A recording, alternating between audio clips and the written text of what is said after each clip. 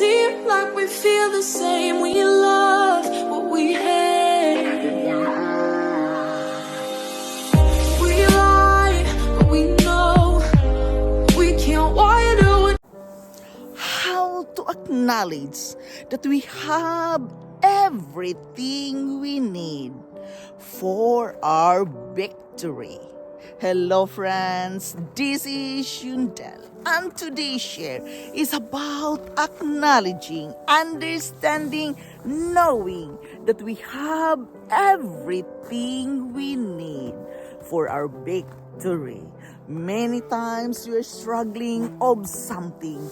We are having difficulty to fulfill our goals, to fulfill our dreams. And why is that? Because we don't acknowledge that we have everything we need to fulfill our victory. When we acknowledge everything we have, it becomes easier for us to understand more about life, to understand that we can make it. We are not going to feel discouraged when we have something in us. As what I told you, we are all born talented. We are born creative. We are born uniquely to fulfill our purpose, to fulfill our destiny. And we have to acknowledge that.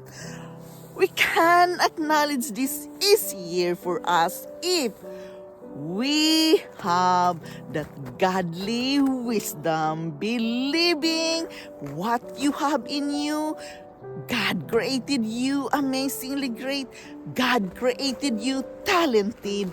God created you one of a kind. You are a masterpiece. To acknowledge that we have everything we need for our victory. First thing again, be grateful of what you have in front of you at this very moment. Be grateful of your life, of your surroundings, of your family, everything you have every morning. You must be grateful for that, knowing that you have everything. You are talented enough. You are unique. You are talented to fulfill what you want to fulfill in your life. Yes, when you have that understanding that God created you amazingly great, it becomes easier for you to acknowledge everything you have to fulfill your wants and desires in life. Every one of us want to have that victory, but we have to understand that we have to work.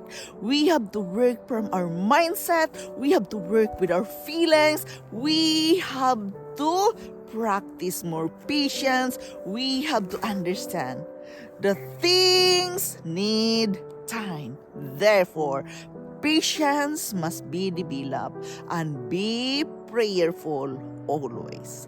When you can understand all these things, it becomes easier for you to acknowledge that you have everything already you need for your victory. It becomes easier for you to acknowledge all these things when you can write it down, all the good things you have in your life. You acknowledge it when you can write it down. By that you believe, by that you have that feeling that you are good enough, you are talented enough, you are creative enough to do the things you want to do with your life. I am sharing this with you because many times I heard that they cannot fulfill their destiny, the desire of their heart because of the difficulties, because of the hardship, because they don't have the means or funds to fulfill it. Write it down, all the good things you have, the talent. You're creativity is a huge thing play here in your life. You have to acknowledge all your talents. You have to acknowledge all those things you're capable of doing, understanding. It is a mindset work, really. You have to understand from a single thought of your desire, of your will. You have to understand that it is all from the mind first, then it will follow onto your heart and take actions. And again, journaling here is a huge thing that can help you to understand it and to acknowledge all the things you can in your life in order for you to be successful, in order for you to experience that greatest victory in your life.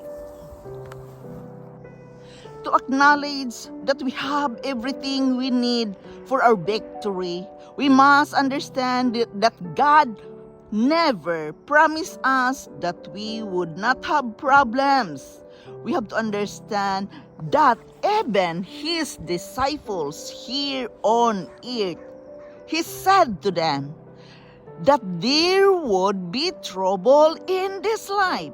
That goes for us as well. But God give us His armor of protection, the helmet of salvation, the breastplate of righteousness, the belt of truth, the shoes of peace, and the shield of faith.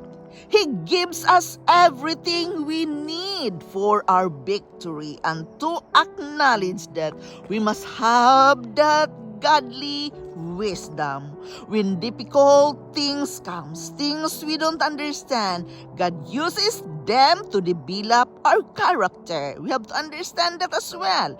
We were created to comfort our fears and live in His peace. If we stand in faith, letting Him fight our battles, no matter how bad things get, we will come are better than we were before. We have to understand that when we've been facing battles in this life journey, battles of fear, uncertainty, and doubt, we must pray to see things from God's perspective.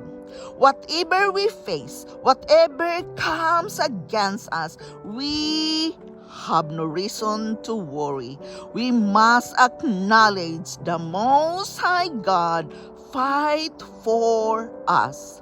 We can He can put His armor and live without fear. The enemy may come. It is a part of our life journey. But he has no power over us. He's already been defeated when we live according to God's wisdom. We must understand that God provides us with His armor to be able to withstand the evil days. We must understand that His help, we can take our stand, not to overcome by fear, but to have our faith in Him, that He will fight our battles. We must believe that as we stay in peace, we must have peace. As we resting in peace, He will give us everything to what we need for our victory. To acknowledge that we have everything we need for our victory.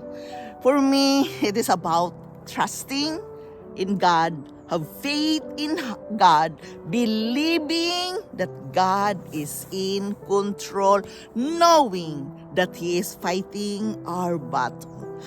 As I understand here, we must not worry. It says in the scripture, we must not worry, but we must use our strength to believe in Him, to keep inviting Him into our life, and to keep believing that it will come in its perfect divine timing.